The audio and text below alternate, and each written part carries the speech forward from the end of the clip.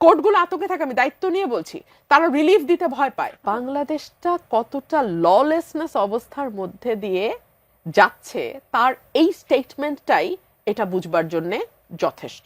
আমরা ওসমান হাদির ঘটনাটা নিয়ে পুরো জাতি মর্মাহত, দুঃখিত, এবং এটি মানে নিন্দা জানানোর কোনো ভাষা আমাদের নাই। কিন্তু এই ঘটনাটি ঘটবার পর পর আরো কয়েকটি ঘটনা ঘটে গেছে। ওসমান হাদির এই ঘটনার পরে মানববন্ধন করা হয়েছিল। সেই মানববন্ধন থেকে ফেরার পথে দুইজনকে কুপিয়ে জখম করা হয়েছে।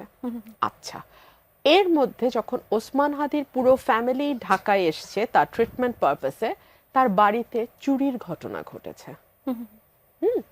এবং একজন ছাত্রলীগের সাবেক কর্মী, মানে এখন যেহেতু নিষিদ্ধ ঘোষিত ছাত্রলীগ, আমি সাবেক কর্মী বলছি, নেতা ইনফ্যাক্ট, তিনি ফেসবুকে স্ট্যাটাস দিয়ে বলেছেন যে ছোট ভাই প্রোটেকশন বাড়াও। তিনি একজনকে উদ্দেশ্য করে বলেছেন যে এভাবে মোটর সাইকেলে একা একা ঘোরাঘুরি করো না, পরিণতি খুব ভয়াবহ হবে। এবং তিনি বলছেন যে রাজশাহী বিশ্ববিদ্যালয়টাকে আমাদের হাতে দিয়ে দাও, মানে রাজশাহী বিশ্ববিদ্যালয়ের যারা এই 24-এর অভ্যুত্থানের সঙ্গে যুক্ত তাদেরকে হ্যান্ডেল করবার জন্য এই বিশ্ববিদ্যালয় ছাত্রলীগ শাখার দুজন নেতা, তিনি এবং তার সভাপতি, তিনি সাধারণ সম্পাদক, তারা দুজন দে উইল হ্যান্ডেল ইট। মনে থাকবে এক সপ্তাহ এখনো হয়নি, সজীব ওয়াজেদ জয় সাক্ষাৎকার দিয়ে বলেছেন যে বাংলাদেশে 26-এ কোনো নির্বাচন আওয়ামী লীগ হতে দেবে না, তারা বানচাল করবার সর্বোচ্চ চেষ্টা করবে, এবং এই বানচাল করবার জন্য আইন শৃঙ্খলা পরিস্থিতিকেই তারা হাতিয়ার হিসেবে ব্যবহার করবে। তো আপনি যদি ঘটনাগুলোকে মেলান, আপনি দেখবেন যে বাংলাদেশের আইন শৃঙ্খলা পরিস্থিতি, যেটা নিয়ে আপনি আমাকে প্রশ্ন করছেন, এই হাদির ঘটনাটার মধ্যে দিয়ে যে কতগুলো ঘটনা ঘটে গেল, সেটাই যথেষ্ট বুঝবার জন্য বাংলাদেশের আইন শৃঙ্খলা পরিস্থিতিটা কোথায় আছে। বাংলাদেশে এই মুহূর্তে সকল রাজনৈতিক দল মিলিয়ে 2-2.5 হাজার প্রার্থী মাঠে আছে। সকল রাজনৈতিক দল যদি আমরা ধরি, জামাত, এনসিপি, বিএনপি সহ সকল রাজনৈতিক দল, অ্যাটলিস্ট 1.5 থেকে 2 হাজার প্রার্থী মাঠে আছে। এই প্রার্থীদের মধ্যে হাদি নিজেও কিন্তু একজন প্রার্থী। তো এই প্রার্থীদের মধ্যে আপনি যদি টার্গেট কিলিং করেন 20 থেকে 25টা, অ্যাটলিস্ট শুট করেন, মরা বাঁচা তো আল্লাহর হাতে, শুট করেন, আপনি মনে করেন 26 সালে একটা নির্বাচন হতে পারবে?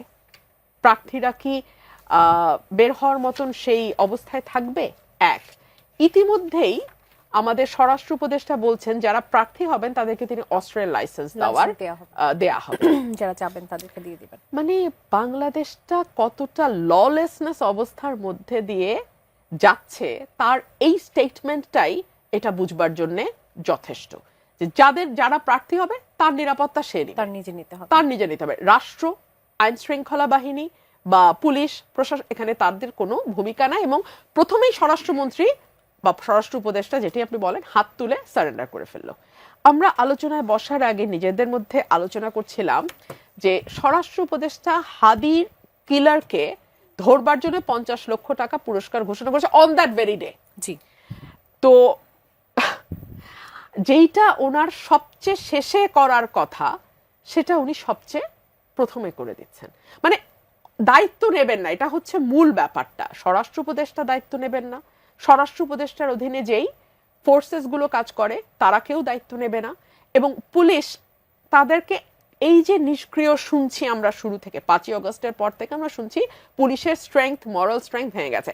এই মরাল স্ট্রেংথ বুস্ট আপ করার জন্য কাপড়ের রং পাল্টায় গেল, পুলিশের ড্রেস পাল্টায় গেল, কিন্তু আপনি আসল জায়গায় হাত না দিয়ে আপনি যদি কাপড়ের রং পাল্টান, আপনি যদি তার জুতা মডেল চেঞ্জ করেন, আপনি যদি তার পোশাক, এটা তো কিছু যায় আসে না।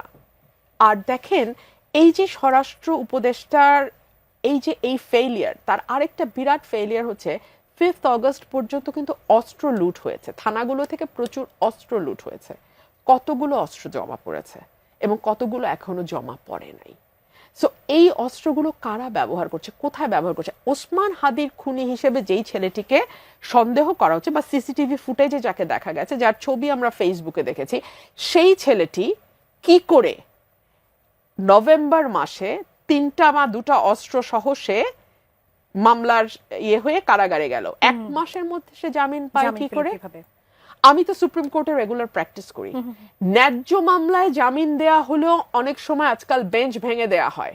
আমাকে বলতে হচ্ছে এ কারণেই যে কোর্টগুলো আতঙ্কে থাকে, আমি দায়িত্ব নিয়ে বলছি, তারা রিলিফ দিতে ভয় পায়। আবার জামিনের প্রসঙ্গ যখন এলো সেখানে তো আবার জামিন যে আইনজীবী করালেন সেখানে তো আবার বিএনপির নাম আসছে, যে সেই আইনজীবী হচ্ছে বিএনপি পন্থী আইনজীবী।